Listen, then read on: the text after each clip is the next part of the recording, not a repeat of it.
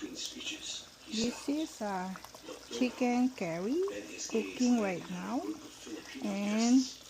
I He was would like silent to for a few try seconds, and then he spoke. if The the potato resilience, is already kindness, soft. and See, dedication of Filipinos are something the world should learn from. You don't just work with your hands, it's you home work with your heart. me One cooking. sentence, just one, but it made the entire hall Try to so see if used to the conventional speeches stand still.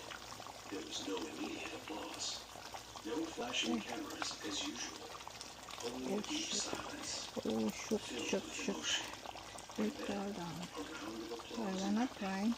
growing louder, truly powerful. Not because it was King Charles, but because someone finally said what needed to be said a long time ago. At that moment, many Filipinos in the audience were moved to tears. Not because of surprise, but because finally, after years of working quietly, sacrificing in silence, they were acknowledged with the most beautiful words possible. Not thank you for your service, not we appreciate your work, but an affirmation of identity. You don't just work with your hands, you work with your heart. And that wasn't just a compliment. It was a historic declaration. Videos recorded